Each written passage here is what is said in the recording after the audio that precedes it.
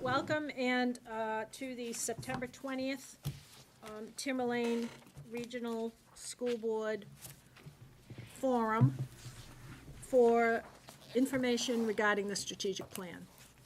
I think the board's had a chance to review it.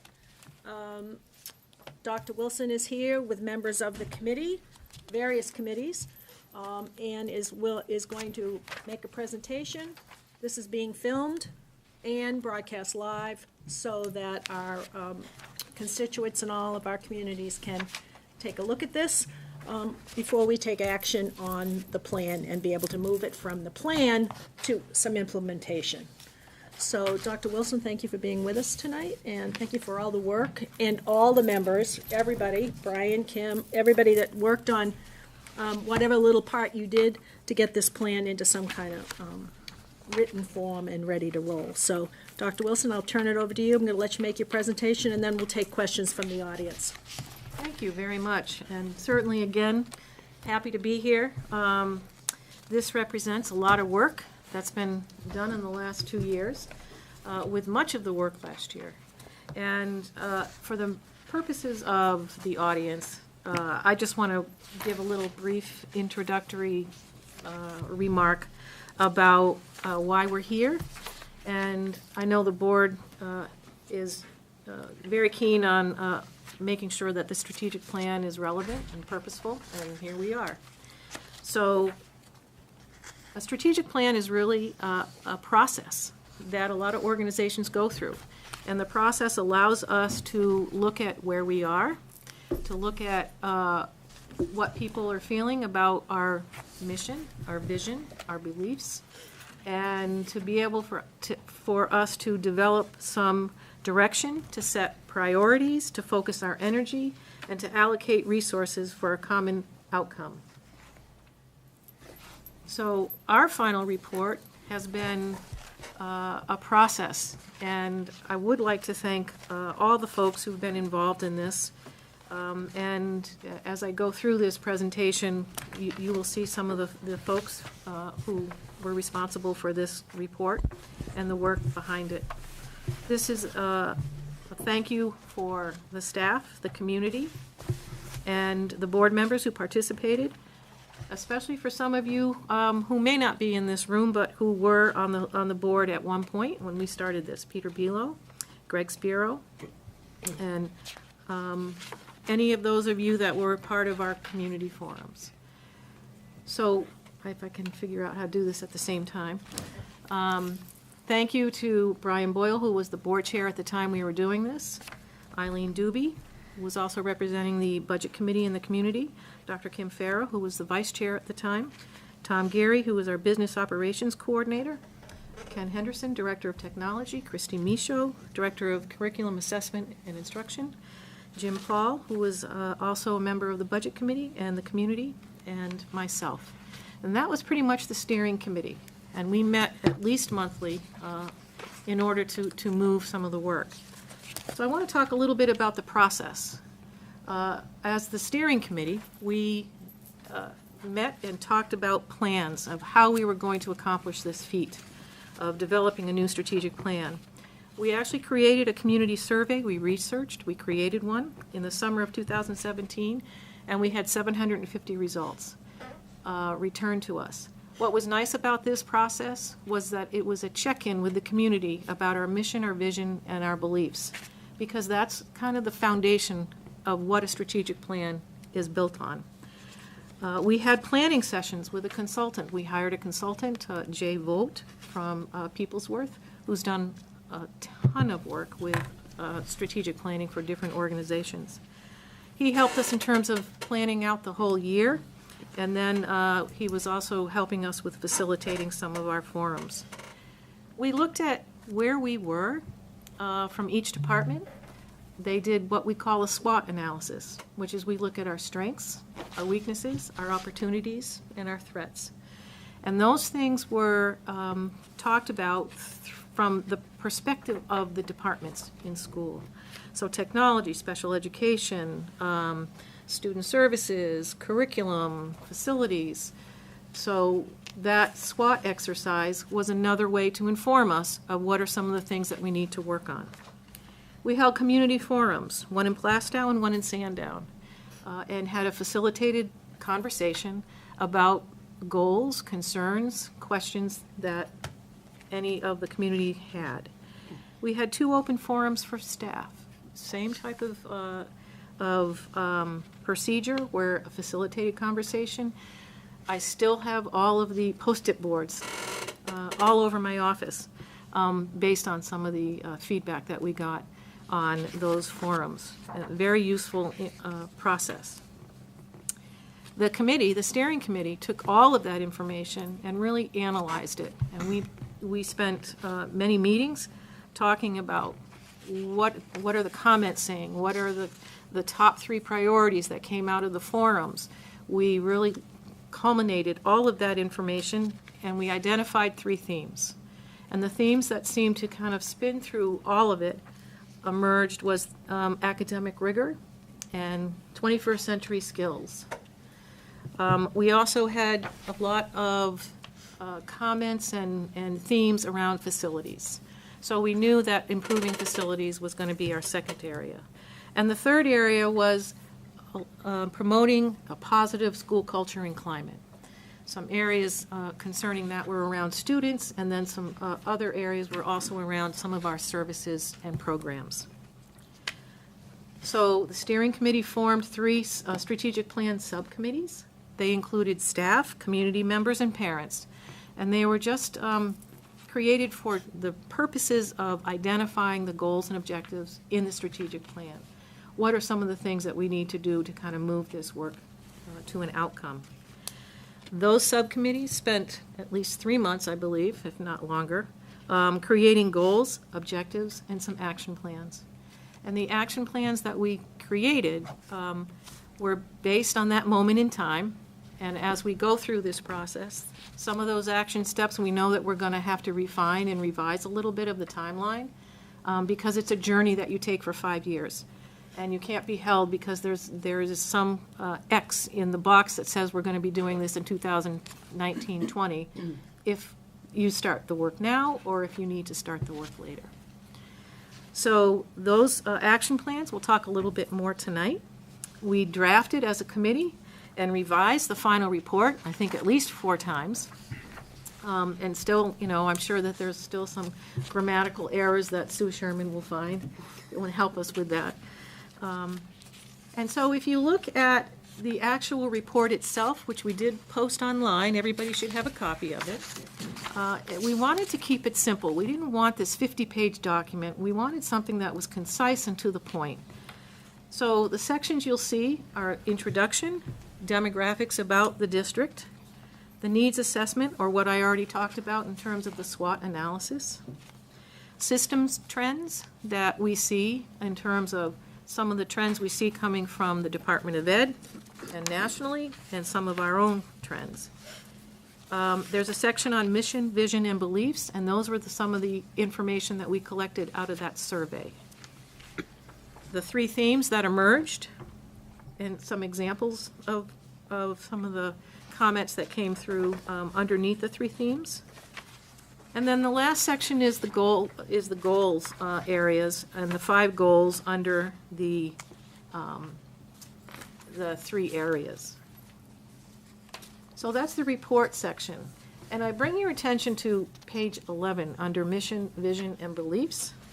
And if you look at that, I just want to bring to your attention that whenever you start a strategic plan, you really have to have a good foundation.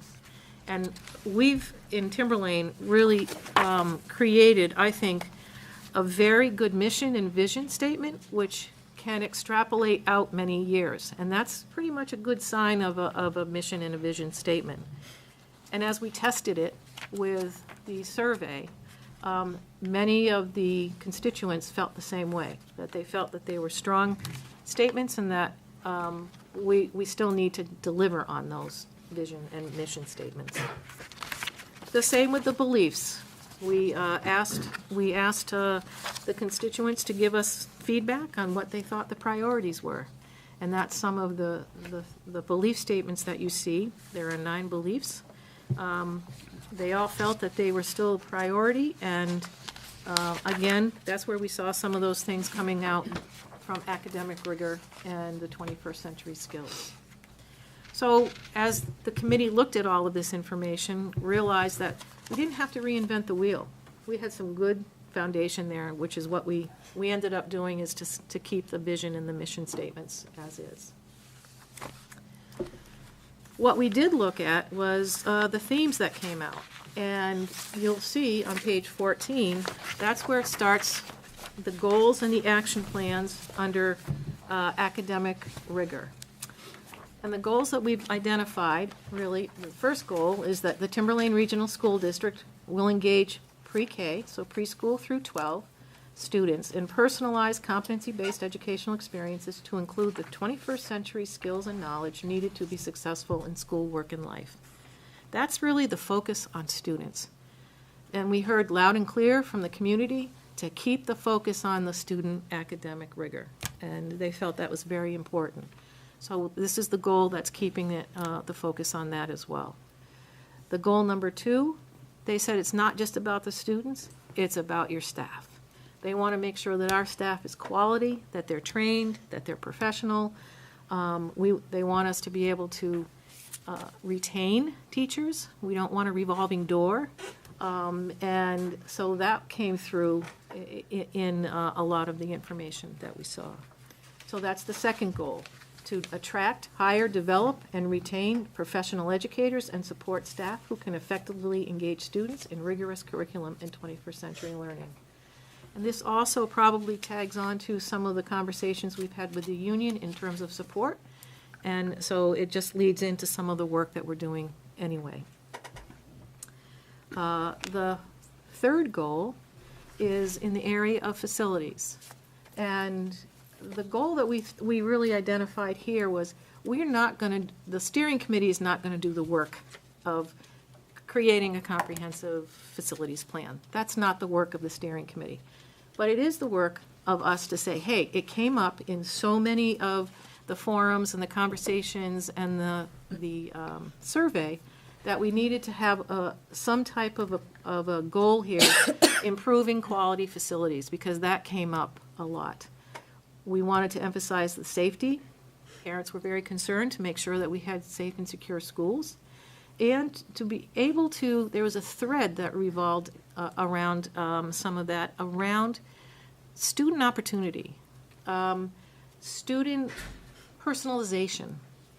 Some of the things that we're hearing more and more about giving kids the opportunities for their own path as well. So this is the goal for the quality facilities, and looking at how does it provide us with opportunities to reach all kids. The fourth goal came from a lot of the comments around making sure that we have really good learning environments for kids. Again, it was the focus on students, built on respect, support, and positive engagement. So that's, I think, something that we're already doing a lot of work on, but I think it allows us to really put some resources behind this. And then the fifth goal, again, out of culture and climate, was the schools will foster collaborative engagement of parents and the community to address the social, emotional health, and well-being of students. And we've heard this nationally, we've heard this, through our state. This focus on making sure that we treat our kids as a community, that we involve parents, and that we start looking at kids being emotionally and socially safe, and their well-being is looked at, not just their academic standings, but also the well-being of students as a whole. So those are the five goals that came out of the planning. Our next steps is really, we're going to gather any additional comments or input, and that's one reason why we're doing this today, and we're broadcasting it as well. Get approval from the school board. We still have, that's our final step in terms of finalizing this plan. We will establish the 3 action teams. We have a good start in terms of those 3 action teams already, and they'll be chaired by the people who are sitting here with me, which I think will be a great resource before us. And then we're going to start working on the year one goals that we've got identified here under the goals and objectives. And lastly, we're going to always monitor and evaluate the progress that's made. And in the Hampstead district, we're working on the third year of our strategic plan. We monitor and report out twice a year, which has been very helpful to keep everybody focused on the activities that need to be done. So really, that's kind of the presentation overall so that everyone can understand the process that we went through, which I think was a good process. You have before you a strategic plan. You also have Plan at a Glance, if you haven't seen it. It's a one-pager document that gives you the real essence of what our mission and vision is, the 5 goals and the beliefs. So I guess I end my piece here. If there are certain pieces that you would like more explanation, that's why I have Christy and Tom and Sue here, because they're the ones who've actually gone through the process with their subcommittees. So they can ask or answer any questions you might have in terms of process there. I'm going to open it up to questions. I'm going to start with one to the 4 members sitting at the table with us. So what do you visualize then as a reporting out process?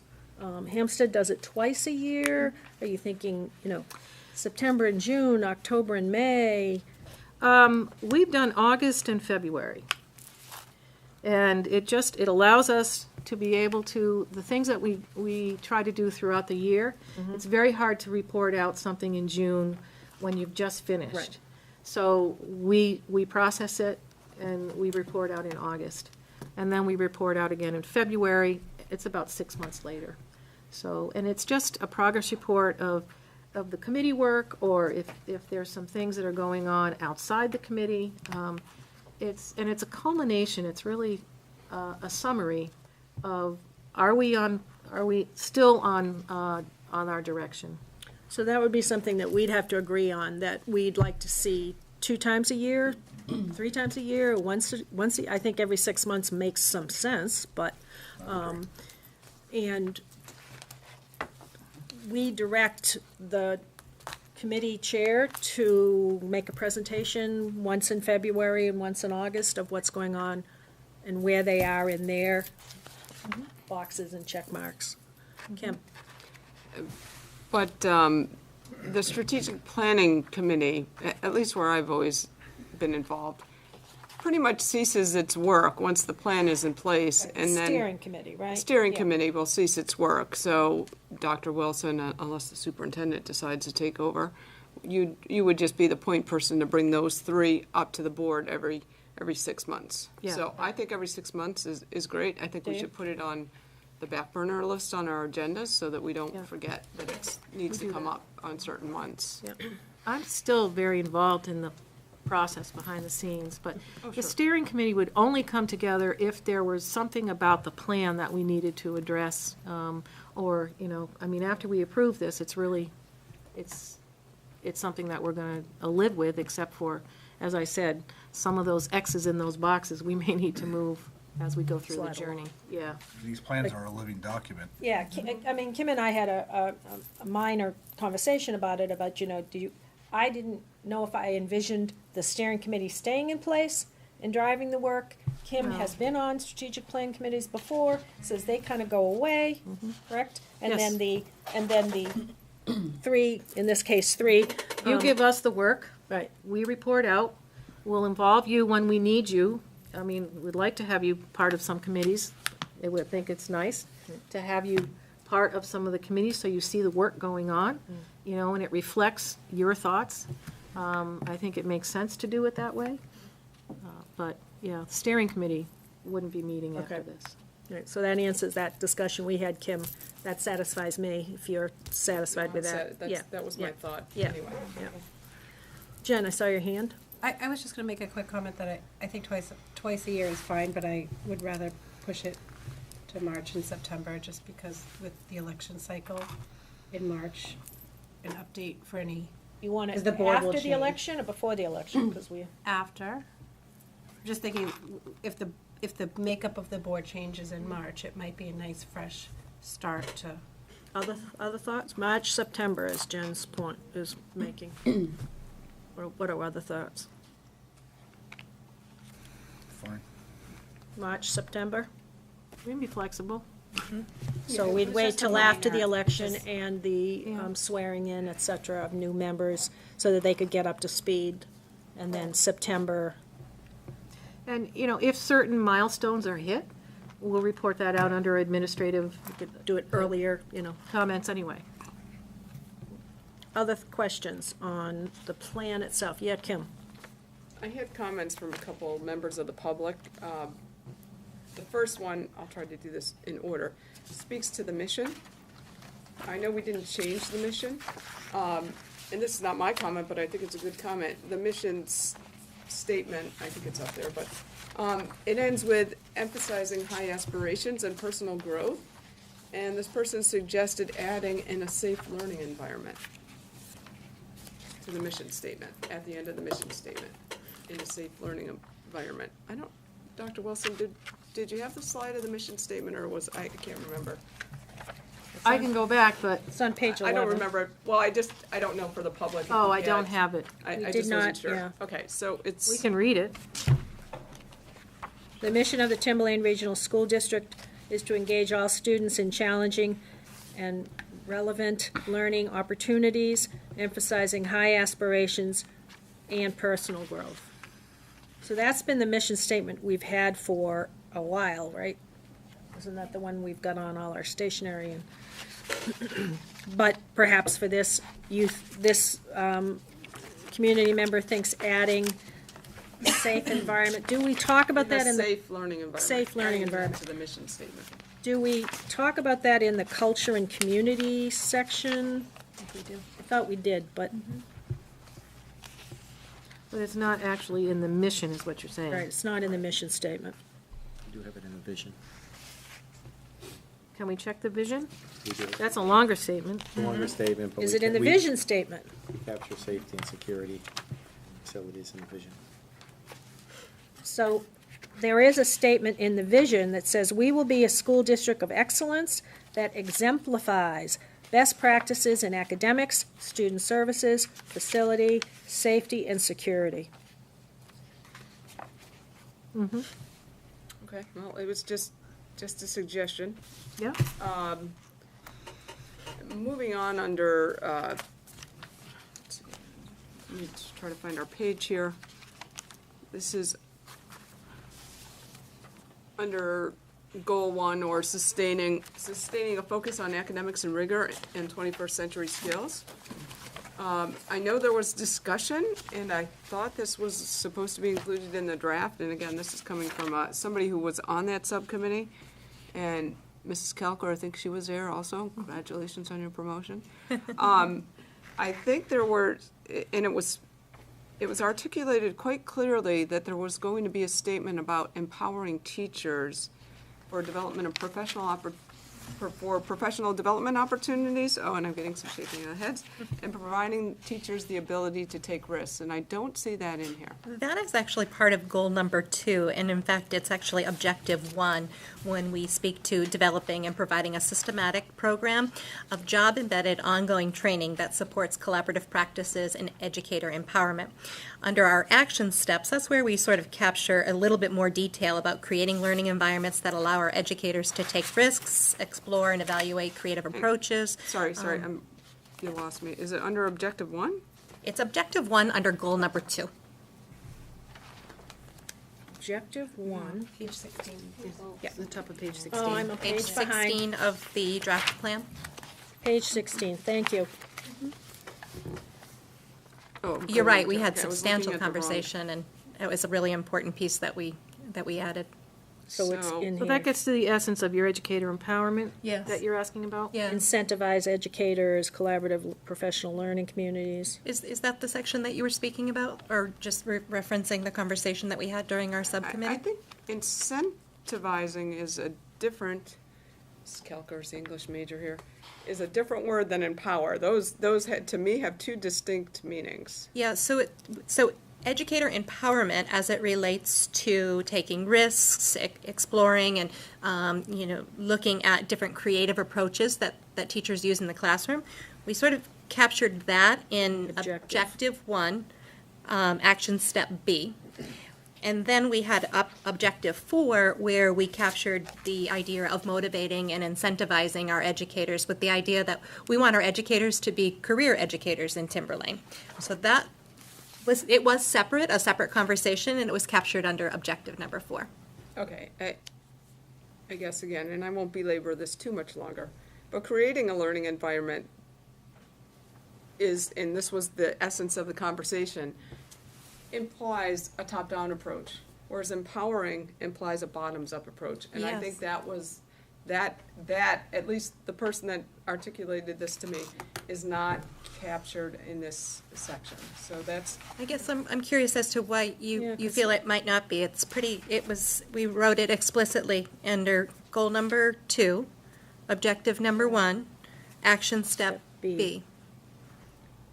Do you but see it in? it says create learning environments that allow educators to take risks. That to me is a little bit different than saying we're empowering our educators to take risks. One is a top-down, the other one is a bottom-up. Mm-hmm. So. Doesn't and- it connect with the objective where it says an educator empowerment in that Objective 1? Objective number 1.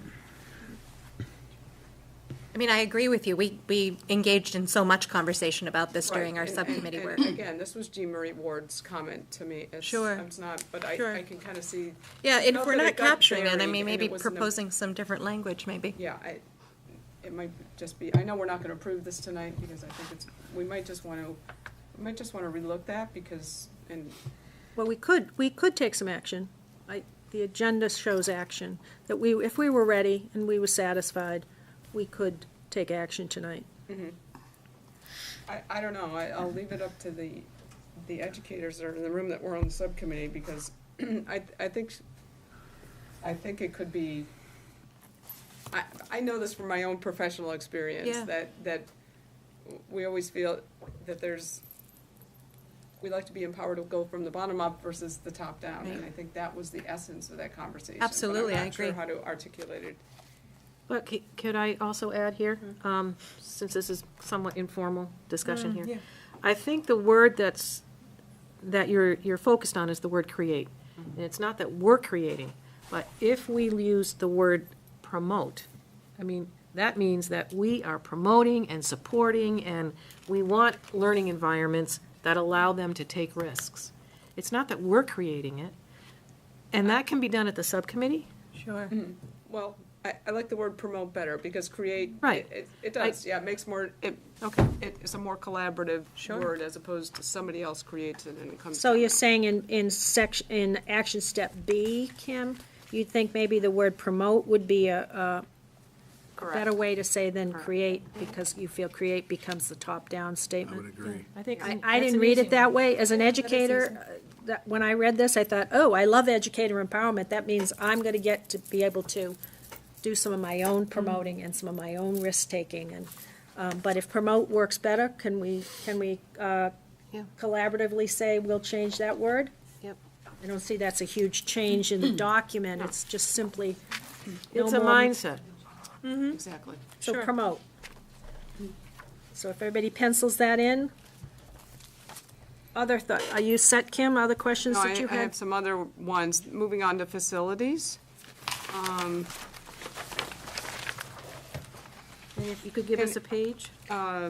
Page 18, Thank you. in line with goal 3 on page 18, Goal 3. which is providing quality facilities that are safe. There was a thought that there should be a comprehensive district-wide safety and security plan for each school? Yes. Yes. I is think that- we're capturing that in objective number 1 is establishing a facilities master plan. And So when you establish the master plan, you're going to have security plan and safety plan with that, or? We actually, for all the buildings, we already have comprehensive safety and emergency operation plans for every building that Okay. are approved by the DOE. Okay. Yeah. I thought that was probably the case. Okay. Okay, so now moving on to culture and climate. This was a general comment. There's no mention of bullying in this section at all. This is not my area of expertise, so. I can speak to that. There was a lot of discussion with the group that we had regarding not focusing so much on the negative, but the empowering of the individual. And when we came down to goals 4 and 5, we really felt it was the collaboration in the learning environment that had the respect and support. So the respect, support, and positive engagement is really the strategy we're using in terms of building common thoughts and shared vision in terms of what's respectful and supportive. And in that type of an environment, there wouldn't be room for bullying. Okay. Hopefully that answers the question. There was another comment about reevaluating whether or not PBIS is the best tool for the district as a whole, as opposed to, at least my understanding from many months ago, was that each of the elementary schools uses its own discipline-based approach, and then, so what happens is you get to the middle school and not everybody's on board with the same approach. So that was another thought about whether or not that should be reevaluated. I know it's expensive because then you have to retrain a lot of teachers and staff, but it was a suggestion. Thank you. And then I think one more, there was a thought that there should be a comprehensive district-wide anti-bullying campaign effort that's consistent in each school. I don't know if there is consistency among the schools.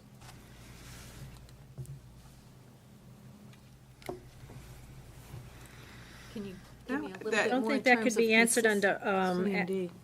C and D, implement strategies and identify programs that promote core values. Again, the positive way instead of saying it the negative way. Perhaps C should include, well, this is, the objective one says create and implement a district-wide response system. So that does speak to that as a district-wide. That was Something else? That was all I had Right. in terms of Somebody comments. else. Sorry, I didn't mean to cut you off. You all set? Yep. Somebody else. Other questions? Lee? Page 18, where we talk about facilities, just 2 points there. It talks about forming a long-term facility steering committee. Don't we already have a facilities committee that's meeting? So would this replace that? We have the District Facilities Committee, which is a school board subcommittee. We envisioned having a separate committee that would report out through that committee. Okay. Bigger or specific, and might include community members where the school board committee does not. We did talk about it at the facilities meeting last few weeks back. Brian was there, and we talked about, kind of thinking, we knew this was coming, we'd already seen the draft. What would we talk, who'd we have? Would there be community members that are certainly experts in some of these areas? So I don't want to say names because nobody's been asked yet, so we just were kind of throwing around some ideas there, so, yeah. Okay. And then the other talks about developing the comprehensive facilities master plan. How does that tie into, and is it overlap of the CIP? That's a good question. I believe the CIP is a valuable tool to help us plot out long-term projects. I believe that the facilities master plan, and I know Brian and I have worked on, many conversations on this, may dictate projects that we would input into the capital improvement plan. I hope that answers the question. And the CIP is We not use the just CIP almost facilities. as a matrix to plot out years for budgeting. And in order to get plotted onto that, we would need that master plan for the major projects. Got it. Thank you. It's a really good explanation of that because it makes the difference. if you have that comprehensive plan, it's almost like the strategic plan for facilities, you know, it's, what do we need to do? And it's gonna take a process of going through, what are the strengths, the weaknesses, you know, the things that we've got going on for the facilities. And I know, you know, there's a lot of things we did not get to from the old strategic plan that has to be revisited as well. Thank you. Other questions? Yes, Kim? I'm a little confused because you spoke to the fact that, you know, once this is approved, you'll be moving on these goals, but at the last meeting, the superintendent said that you're already moving on these goals. We So, are. There are some which we are. goals are we already moving on? Culturing climate, we're doing system of care.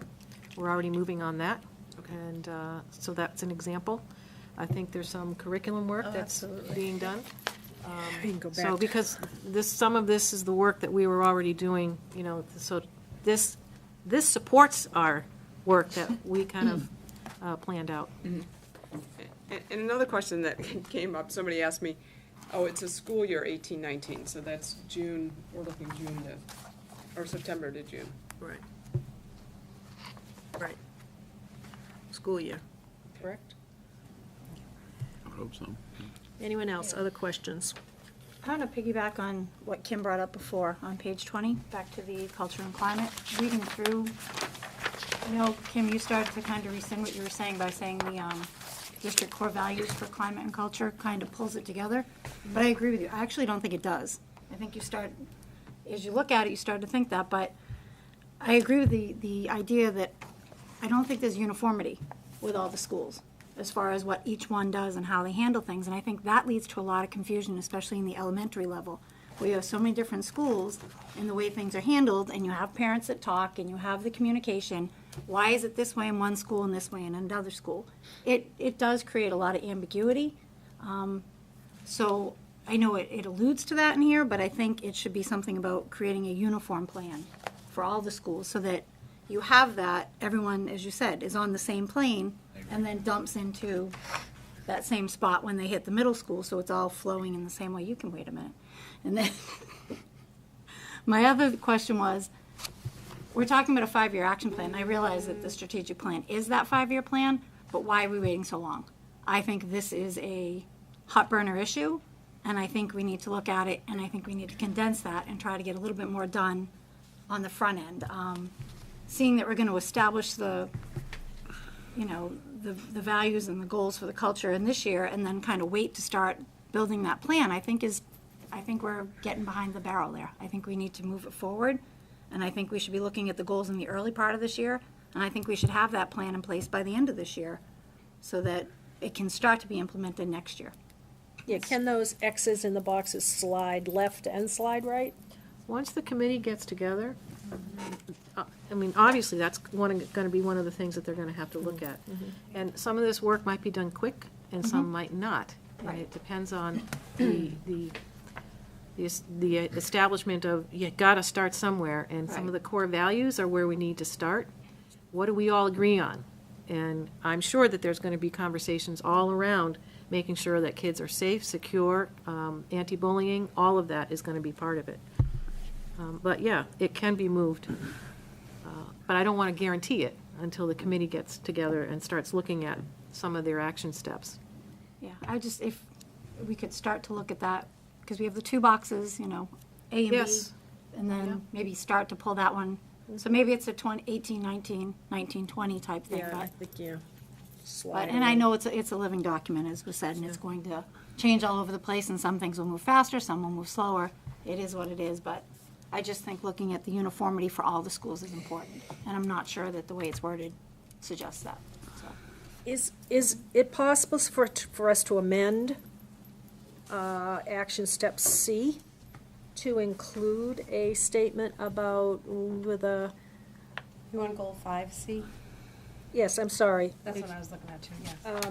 Page, I was looking at 21. page 20 or 21, either one, where you could slide in something there about, with a sub-goal of a uniform approach across the district. Of course, not every kid is the same cookie-cutter kid, so. Right. can't necessarily, No, treat. Sue, did your committee talk about this? They did. They Okay. actually talked at great length because they're, in the group that we had parent representation. We also had school psychologists from different buildings, and they did highlight an inconsistency. And there was a lot of discussion over how do you get that uniform sense without taking away from the individual building, because when the individual building is addressing specific issues, they're really looking at classrooms, individual teachers, and students. And they came up with the fact that if we established core values that everybody embraced, then there would be that overall umbrella that everything would be tucked into. The nature of the work that we did, we felt that this was the strongest piece in terms of that uniformity, so that there wasn't a change in expectation from one school to another. School psychologists and our social workers that were on the group really spoke passionately, because sometimes within our district, a student starts in one school and then is changed to another school. We've talked a lot, in terms of district programming.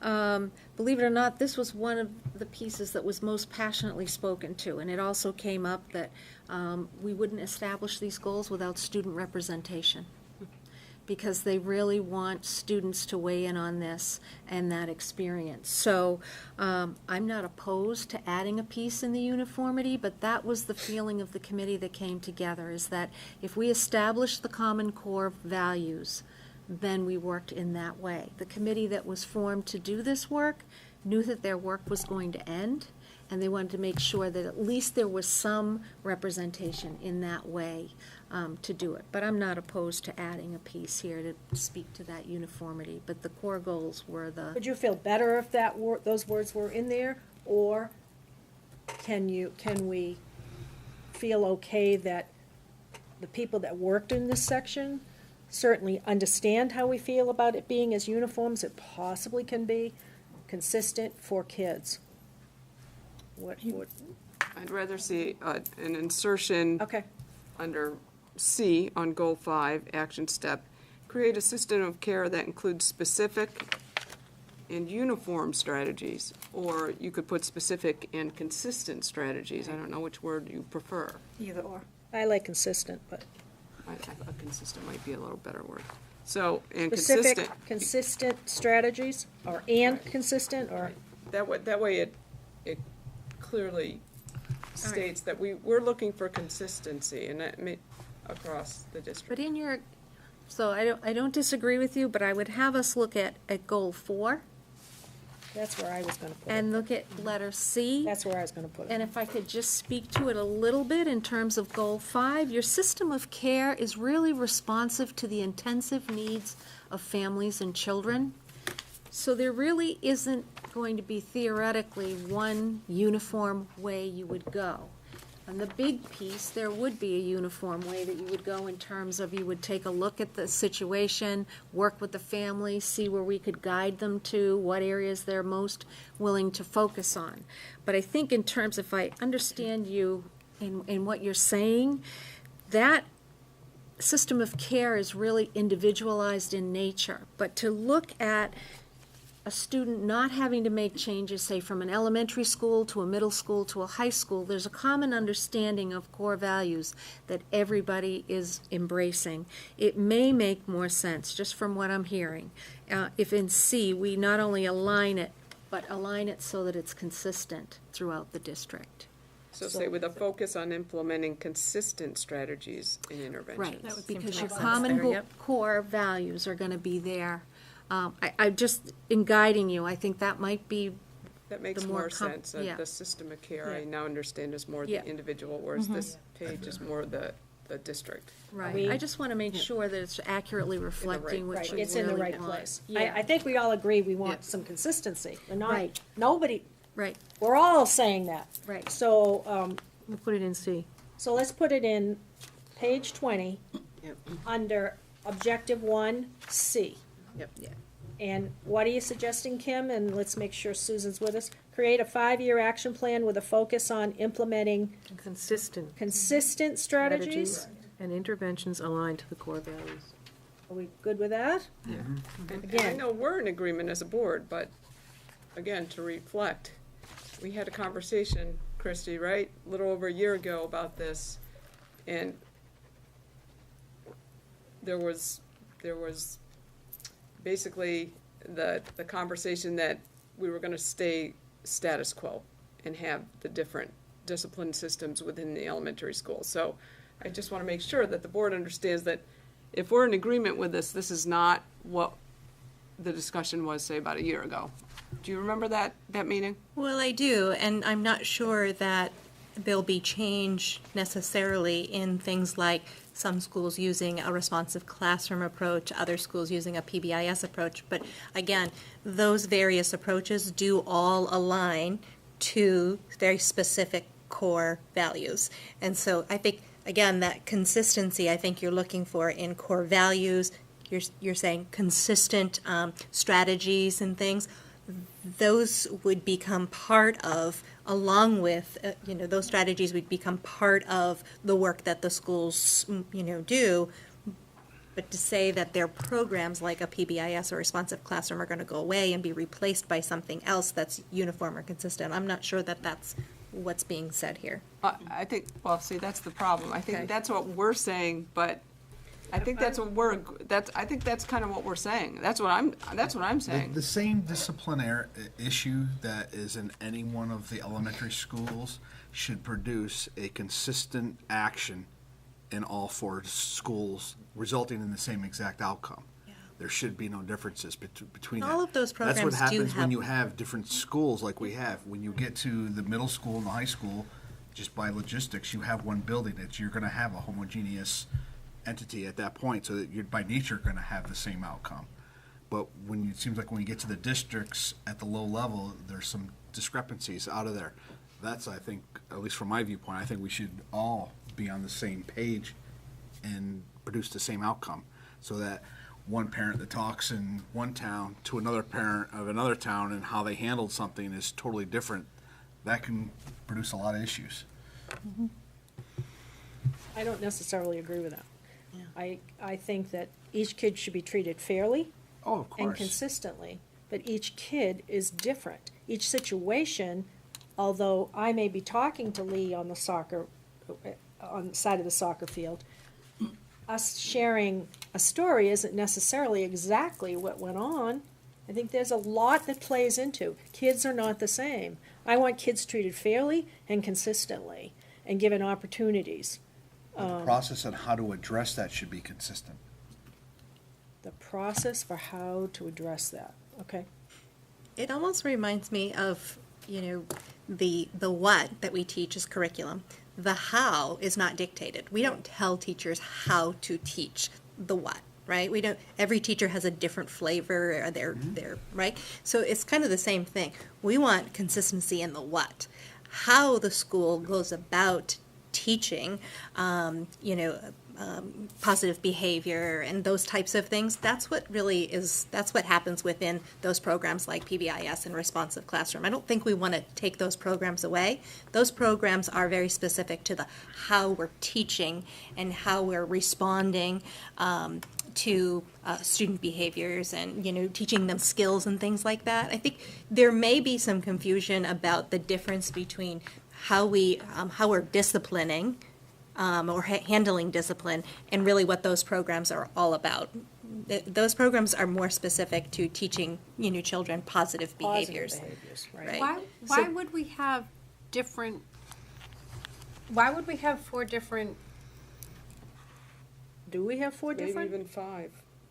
like, why aren't all the school, how do I want to word this? Christie, I think maybe you should refresh the board about the conversation that we had on this.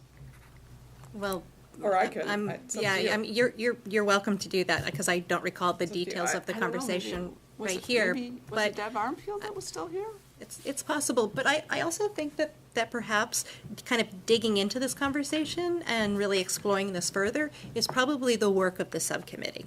And I think that just through this conversation, we understand that we probably need to get into more of some more understanding and maybe even messaging around what's the difference between what it is that you folks are talking about in terms of like a disciplinary approach and the way in which we teach children some of those some of the skills around positive behavior, because there is a difference here. I think there is, and I guess a simplistic sort of example, though I shouldn't use a hitting. If I go whack Sean, which I do sometimes, and I'm in Danville Elementary, the disciplinary action, Kim, you're out of school for 2 days, should be the same as if I hit Sean and I'm in So San then you're Manuel. I talking think more about that's what code of we're conduct. talking about. Huh? Then you're talking more about code of conduct. And there should be consistency with regard to codes of The conduct. penalties, But the consequences. Yeah, but responsive though? classroom Is and there? Because PBIS is actually is different. It's not really about your code of conduct. It's not about how we're handling disciplinary issues. It's really more about teaching children. And it's more like the approach. It's kind of that example that I just gave. Curriculum tells you what, but we're not telling every classroom teacher how to teach the what, right? That's a little bit more unique, and we kind of went back. Let's go back to talking about empowering our teachers, taking risks. They're all going to teach the curriculum a little bit differently. That's what your PBIS and your responsive classroom are more about. But I guess maybe. So I correct me think if we're I'm talking wrong, I about think it's- consistent consequences. Yes. Is Which that again what is we're your talking code about? of We're talking conduct. about for parents Yeah. that it's Yeah. consistent across the district. Well, that's Is that jumping what we're in. I mean, talking I about? agree with what you're saying, Christy. I think you need to have the consistent base Yes. of what are the core values and what's that. Agreed. How a teacher approaches each individual child or their classroom or each teacher based on their teaching style, it might be different how they teach it. But the problem is if in this class the child does this, as you said, but in the other class they do that, ultimately you have to come back to that same, what is that code of conduct? And I guess that's what I'd like to see addressed in there, that how a teacher is going to get across, as you said, every child's different. Every teacher is different. Everyone's got a Right, different approach. Some And children, we don't want to make that uniform. no, I mean, you that- can't make that uniform because not everyone learns the same. Absolutely. But you need to have that base level that this is what we want to teach, give the teachers the freedom and empower them to move forward to do that. But if they're not succeeding, or if the child's not learning, or if there's issues beyond that, how is it addressed on a level basis? So again, that child in Sandown that hits the person is going to get the same reaction as the other child. And granted, there is a circumstance for everything. Right, right. You can't be Right. black and white. There is gray. There's definitely gray, but I think you need to have those tiers without getting into too much detail of what's normal social interaction for a first grader versus a fifth grader, versus peer conflict, versus bullying, versus criminal. You have that scale, and you have to have that sliding scale and certain points on each thing so that each school kind of looks at it to say, okay, if you're in this tier, this is how we're going to deal with this type of thing and things of that nature. And I would think that you're already beyond the teacher when we're talking about this You're level. beyond the tier, So we're not impinging on the teacher, because at this point, it's at the administrative level. right? So. I think this discussion is really rich, and I want us to have this informal opportunity. Jen has been extremely. Thank you. And it's 7 o'clock, or 6:57, I want to. I just want to go way back, because I'm sorry, I was trying to ask this earlier, but create a system of care. System of care is in quotation marks. What is a system of care? It's actually a group of interventions that would support a family. So if we have a family that's experiencing a very deep situation, and it involves not only the family, but the student, there may be many layers, like social work would be involved to a certain extent, psychologists would be involved, and then outside. So for some of the situations that opioid-involved families would have, there would be an entire wraparound system that would be in the district for a certain extent for the transition in, but there would be that system outside. So system of care is something that they're using at the state level so that we have that same layer. So if you think of the individual and the core, if bullseye is I what didn't know if it would be beneficial to just, I don't know that language is necessarily clear Okay. to anybody reading it, if there's a way, and not to make it super long and lengthy, but just. Right. Maybe Because an that's why we asterisk went with a with definition of what a system of care is. Yeah, I mean, just, That may not be a bad idea, if if I may interject, is a footnote on what a A system little of care is. footnote, because This- unless you've It's done in this, you quotes, wouldn't, so yeah. Yep, good I don't point. think a lot of I think people a will. footnote is good, because if we took that out, then it would be wordy and lengthy, which is why we Yeah. went that. But we Yeah. could It was certainly my way of footnote. being not wordy and lengthy about what this is. But it's, As this Yes. conversation was going Yes. on and where to put it in, it seemed like, oh, maybe that would be the right place, but that's not really what that's speaking to. So what is that really speaking to? I think a footnote is Right. a much better. Can I just also make a comment about the discussion? I think one of the things that we might find out as we go through this process, that a core value that's going to emerge is going to be consistency among the schools. That core value will then drive some of the things in the conversations we're going to have about, all right, how does that fit into our discipline? How does that fit into our intervention plans? How does that fit into, some of the things that you were talking about? But if that's a core value for us, then that's what we identify, and that helps us identify how we move forward with these plans. And then did we agree to, under Objective 1C on page 20, create a 5-year action plan with a focus on implementing consistent Strategies. Okay. We added that in. So if we could get Susan or Roxanne to give us a footnote there, so that when somebody Yes, I looks will. at what a system of care is, I'll identify. not too many words, but what it refers to. It does refer to a whole more helping in a family in real crisis, so. 7:01. Sir. Going back to what Kristen raised earlier, and that same item we were just talking about, so goal 4, objective 1C, do we want to consider moving up the timeline? Timetable? Yes. I think you want to have my answer to that is, I'd like this subcommittee, the implementation team. That's what I'm calling you. You are now the captains of the implementation teams, to look at, when are they going to be ready to do that? It's possible they could shift to the left, shift to the right, stand up, sit down, fight, fight, fight. I don't know, but I hear you. They may be ready before you know it. And as we go through the monitoring, we can adjust these. And maybe we add a step, maybe we take away a step. And that's what will come through in terms of the monitoring. Just I want to thank you 7:01. all. I want to thank you all for being here. I'm going to close this forum, and thank all of you for all your amazing questions, and thank the public, people who did. I had questions too that as Kim started giving her questions from Jean Marie, I had some similar ones, so we got some of those answered. We've just added a few little terms. I think I got some of the little grammatical things that I thought were correctable without it becoming a big whoopee-doo fixed. We got an idea of when we'd report out. We've agreed to September, March. We thank you very, very much, and I'm going to close this forum at 7:02. Thank you, Dean. And we're going to break now, and we'll be back on at 7:30.